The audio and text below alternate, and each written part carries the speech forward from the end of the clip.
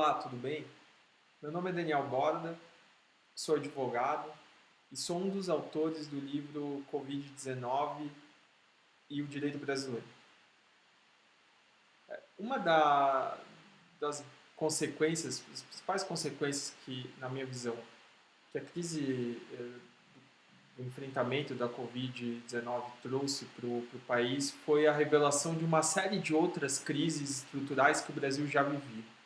Há uma quase como um reforço de problemas que o país já vem vivendo há muito tempo e que deveriam ter sido resolvidos num tempo de normalidade e que agora se mostram muito mais relevantes e problemas muito maiores justamente por conta do momento, né, do grave problema que o país enfrenta e que exige, obviamente, uma série de estruturas, uma série de mecanismos que permitam com que o governo mantenha algum tipo de normalidade dentro dessa situação em que nós vivemos.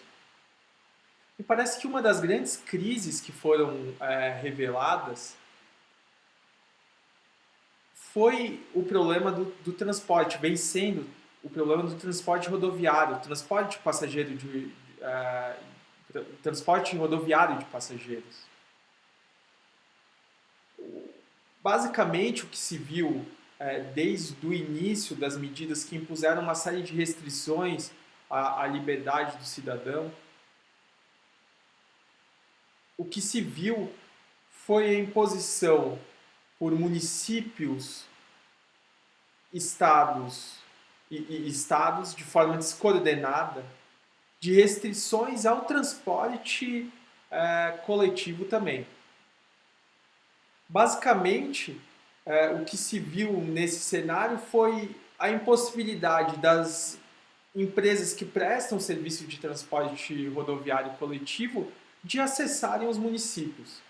E essas medidas eram impostas sem nenhum tipo de coordenação. E continuam sendo impostas sem nenhum tipo de coordenação. O município, em um determinado estado, entende que não pode mais receber ônibus de outros municípios e impõe, então, o fechamento da rodoviária ou impõe uma série de restrições de entrada aos limites do seu município. E isso ocorre, como eu disse mais uma vez, sem qualquer tipo de coordenação unificada que venha de cima para baixo. Né? E obviamente que isso gera um caos. Um caos e uma insegurança jurídica e social gigantesca.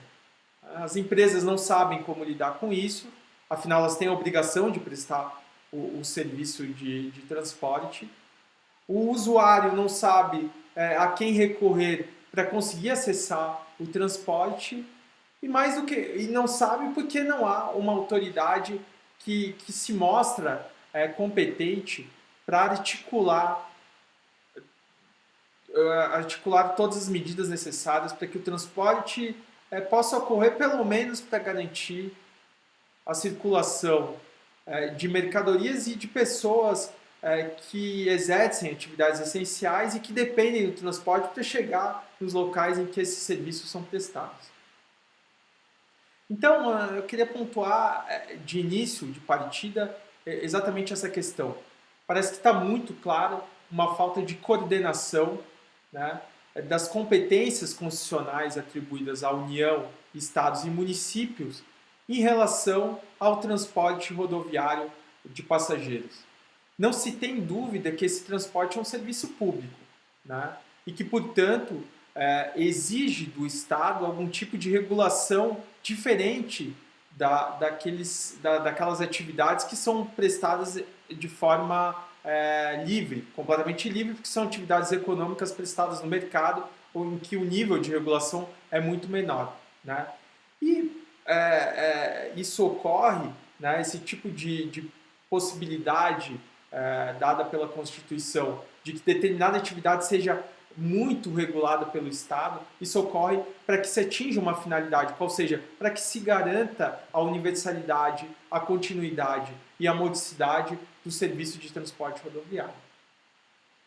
A União, ela regula o serviço de transporte interestadual e os estados regulam o transporte, o serviço de transporte intermunicipal. O que aconteceu, como eu disse, nessa crise, é que essas competências e também o município começaram a gerar uma série de restrições, de imposições que dificultavam o transporte e que basicamente impedia que uma empresa de transporte saísse de São Paulo e chegasse no Rio de Janeiro, né? Utilizando estradas e rodovias federais. Porque chegava no Rio de Janeiro e o município estava fechado, a rodoviária daquele município, não necessariamente do Rio de Janeiro, mas de outro município, estava fechada para o embarque e desembarque de passageiros.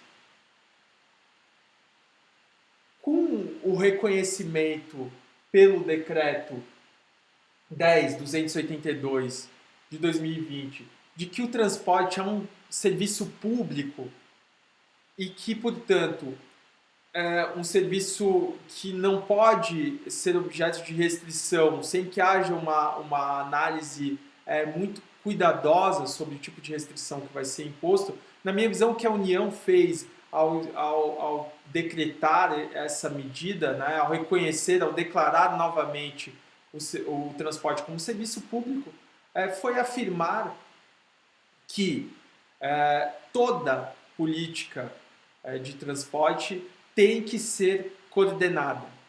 O que não acontecia lá atrás, porque a NTT há algum tempo vem desregulamentando o setor sem qualquer tipo de coordenação, sem levar em conta que o transporte nos estados também é afetado pelo transporte praticado entre as cidades de diferentes estados, né? Há uma rede de transporte, portanto, que merece que seja regulada de forma coordenada.